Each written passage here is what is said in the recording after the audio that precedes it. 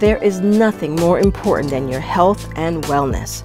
And getting the right information is important to your overall lifestyle. In this episode of Impact Players, we're going to introduce you to a Shiro, and she's going to help us address health treatment issues from a medical perspective. Welcome to In Focus TV. This is Impact Players. And tonight I'm so happy to have joining me Dr. Anita Pettaway-Tyler. Now, she is an internal medicine solo practitioner here in South Florida. And we're super happy to have her because she is, in fact, a massive, massive impact player. Thank you for having me, Woody. It's my pleasure to be here. As an impact player, you're making an impact not just on your own personal life and development, but also the community and all those that you serve. And you're a really huge component of volunteerism. Recently, you were awarded a really fantastic award. Talk a little bit about that and what that meant to you. Absolutely. So I was given the NAACP Health and Wellness Award from the Miami-Dade branch. And I was surprised, first of all. Absolutely thrilled. It was encouraging and inspiring and humbling as well. Day in and day out, just do what I was called to do. Don't really look for the accolades, but it was beautiful. It was nice. It was touching. Very nice affair that we went to where they gave us the award, but just humbling. But I just want to help people and serve our community. So I'm glad that they recognized the work that I do. Well, isn't that one of the best things is when somebody recognizes the work that you're doing, as you said, and you're just doing it because it's what you love doing. So that's a beautiful thing. Now, you are in a field that is vastly changing, the medical field, and technology is having a huge, huge impact on so many different levels. How are you coping with all the technological changes, and how are you sort of bridging that between yourself and your patients who oftentimes don't understand all of what's going on and how all that techno stuff sort of works when it comes to healthcare? Yeah, absolutely. So I think the pandemic forced most of us to think differently in how we deliver services. And so telehealth became a big part of what we did and what we continue to do. Not as much because people want to be seen in person, but there are a few people who still prefer telemedicine.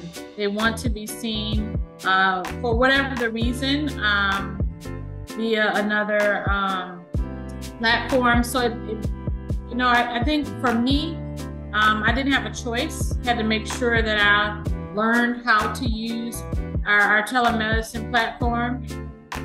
For patients, so I think they adjusted fairly well. I mean, they had a need, and all they needed was a cell phone. Right. And most people have a cell phone, and I think the electronic health record companies they were ahead of the game, I think, in thinking telehealth and technology. So it's kind of a push of a button when the pandemic started, and we were able to just ease into it. So I think it's been a good thing. I never thought that I would be able to do an exam via telehealth, but guess what? Right, it worked. It's being done. Yeah, absolutely.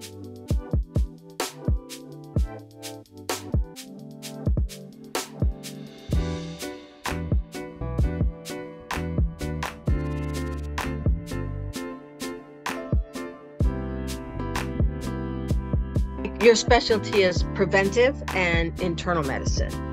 And I guess that's all around primary care. So what kind of advice do you give to your patients about the preventive side, of medicine, and how they can sort of be a stronger advocate for themselves and being a more active participant in their own healthcare? Amazing question, by the way. So it's what I do all day long. Right. Being an internist, I see adults. So most of my patients are over the age of 21. Right. And so what I tell them is the best gift that they can give themselves is good health. And then they have to work at it. Most of us, we don't have great habits. So we have to work at it. If we gain weight recently. It probably didn't happen overnight. So guess what? It's not going to come off overnight. Right. So being patient with themselves. I think it's important, mind, body, and soul. So we're a whole being. So if you work on, let's say, your weight, but don't work on your depression, you're not going to have a great quality of life. So it's very important to address mind, body, and soul, making sure we treat the whole person. So that harmony is super important then. Absolutely, without question it is. And I think sometimes people they come to the doctor just, okay, my toe's hurting, but maybe there's a lot more. And sometimes if you ask the right questions, a tear will fall. And the door opens. And then it just gives me room to address. I always tell patients if they start to cry, I said, that's why we have Kleenex in the room. You thought it was for colds. It's for the tears. Let's wind the clock back a little bit. You went to FAMU, right? And graduated summa cum laude. Praise the Lord. I mean, there's a lot going on up there. Not only are you beautiful, but you've got, really super intelligence on that level. And then you went on to get your medical degree. But you didn't stay in the workforce, so to speak, for a very long time. You jumped right into entrepreneurship pretty quickly. I think there was a 5 or 6 year span, maybe. Actually, after I did residency, I did about 1.5 years with a group, which was entrepreneurial. And then I broke out into the solo practice world. Right. So congratulations. It's been 23 years. What was your thinking behind that? When I started, I would like to say I was pretty young, inexperienced as well. And I saw a need. I remember I was at a church service and a lady walked up to me, an older Black lady, and said, I've never met a Black female physician before. Really? Yes. And this was the late 90s, mid to late 90s. And it really shocked me. And it helped me to see that I needed to do what I was doing. And one of the ways to do it was to step out on my own and do it myself so that I could make it what I felt it needed to be for the community that needed to be served. And it just kind of happened. I don't think I sat and planned and, well, I shouldn't say that really, but it kind of, you have a business. Well, you didn't think it all the way through. Yeah, it just happened. And next thing I know, I was in a place that I needed to be. I was called to do and to serve. And so I tried my best to do that.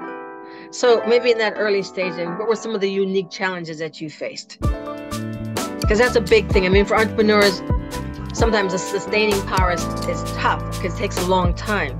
But you've been in it for more than 20 some odd years now on your own. What were some of the challenges that you faced, like initially? What's interesting, I don't believe that as physicians, we're taught business at all. So, I knew how to do patient care, but, what did that mean about budget and, just trying to figure out how to survive from month to month, billing for sure. Yes. And then finding marketing and all the resources and things that you need in order to be a successful business owner.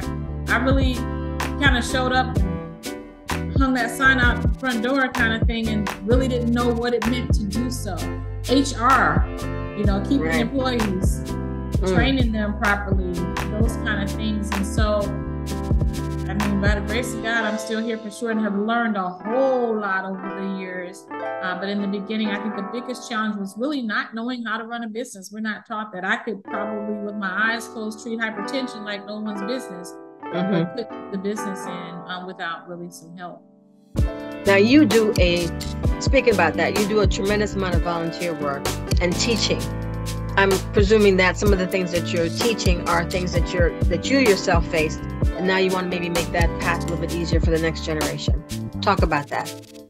Absolutely. So I do teach students, whether they're medical students. I currently have some physician's assistant students. And I know that we don't even learn, even through residency, how to bill properly, the proper codes to select. And nobody really teaches you that. They teach you how to take care of a patient, but not really how to code and bill and do the things. So I make sure when I have my students that we kind of spend some time with those pieces, and then also just teaching them to use their gut. I mean, of course, like I believe resources, books are always there. We have access Google to today. Yeah, and then we have exactly Google for sure. There's some software programs and websites that we can use as well to get information. But I told the student that I have in the office today, I said, one thing that I want you to do, she came and brought something to me for a patient she was working up, and I said, always use your gut. She was a little bit apologetic. I said, never be apologetic. I mean, you have that for a reason, that instinct for a reason, and so you use it. You always want to err on the side of caution because you're dealing with someone's life. Sure. So, yeah, it was a great moment, and she thanked me afterwards, and I was like, phew, okay, I guess I did make a difference in that moment. Well, you're right though, because I've always thought about medicine as was referred to as the practice of medicine, because the human body is so complicated, and there's no two are alike, and all the reactions or all that stuff is different. So you're always trying to figure it out. So you're right, the gut element of that and your instinct sort of has to play a role in that process. Absolutely. FAMU's Mary. Educate, learn, talk. What do you see as some of the big health concerns that you have today? What's interesting? I think the same things that I worried about 20 years ago, haven't tackled them, unfortunately. So hypertension, still a major thing. Diabetes, still a major thing. Mental health, still a major thing. But in the past, I don't think we talked about it as much. It was more taboo. I think more people are willing to admit now that they need help. And I have a lot of people that come and say, I need a therapist, which I applaud them for, and then take care of. So, I mean, I think we have access to more medications, but just the basics are still the basics. Going for a nice walk still makes a difference. Cutting down on your salt intake still makes a difference. Planning a proper meal still makes a difference. Losing a few pounds still makes a difference. So it's like kind of the more things change, the more they kind of stay the same. And it's just what I just say. I put on my seatbelt every day and just get busy. Just kind of looking back and then looking forward, I guess, as well as, what can we do to just make someone's life better? But you just hit on the head, like, what can we do? It sounds like, and it's something that I'm kind of acutely aware of, that we are now required to be greater advocates for ourselves as far as our health is concerned. Absolutely. And so maybe some of the advice that you can give to a person who's not feeling well and needs to go and see the doctor, like what are some of the things that you should think about as the patient when you go in, and questions that you should ask? Sure. I think first of all, they just have to think about why they're going and make a list. So, and maybe knowing when it started, if there was some associated symptoms, if your family member has it. So knowing some family history matters. Knowing your medicines. I don't want to tell you how many times people come and they have no idea what they're taking, how often they're taking. They don't know how to spell it. They're not even sure they took it the night before. So I think knowing your allergies, knowing your medications, knowing your family history. I think it starts with just the knowing.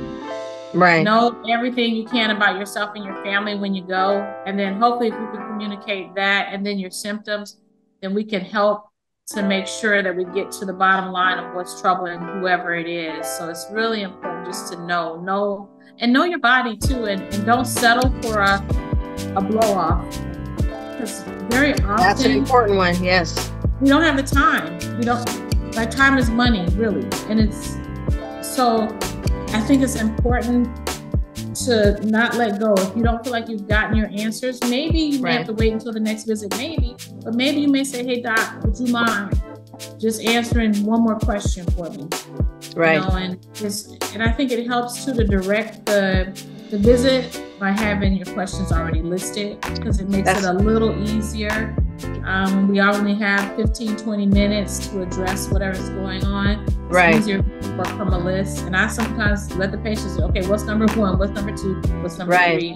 And hopefully by the end, we've addressed everything that the person had. So then advice to the patients is there's nothing wrong with coming in with your pre-list. Even if you don't have it in paper, you've got message pads on your phone. Make a notation of what it is. As you said, also pay attention to when you're not feeling well. What was it that caused it? Was it something that you ate? And you know your body probably better than your physician does in a way, because you know when something just isn't right. So go with your gut instinct. All that's great advice that you're giving. You're covering all the bases. You're a wife, you're a mom, you're a doctor, you're an activist, you're a volunteer. You've got all of that stuff going on. How do you yourself, how do you actually try to balance all of that? And what kind of advice can you give from that maybe others can use? If it's working now, it's got to be working.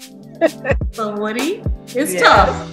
I know. Creating a balance is one of the most difficult things I think that any of us can do. I think what I've learned is to enjoy the moment. Like immersing myself in this moment with you is a blessing. It's a pleasure. It's a delight. It's a joy.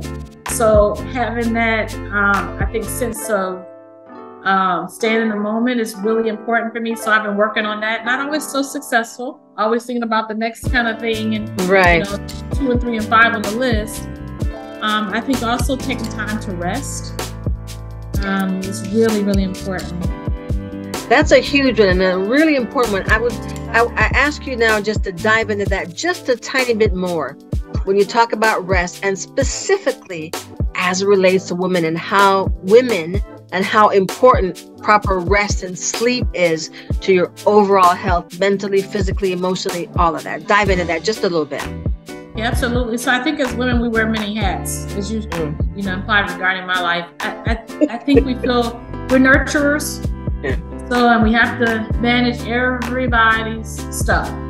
And I think sometimes our stuff has to move up so that we can really take care of everybody else. I try to tell people sometimes, especially the patients, I said, if you fall apart tomorrow, your whole boat is going down. Your ship is going to sink. Right. So take a moment, back off and take care of yourself. And so in regards to rest, 7 to 8 hours of sleep. And it's interesting. I don't think if you take a moment just to step back from things, they're going to really fall apart. Not really. I mean, maybe somebody else can wash the dishes tonight. Or maybe it doesn't matter if... Delegate. Absolutely.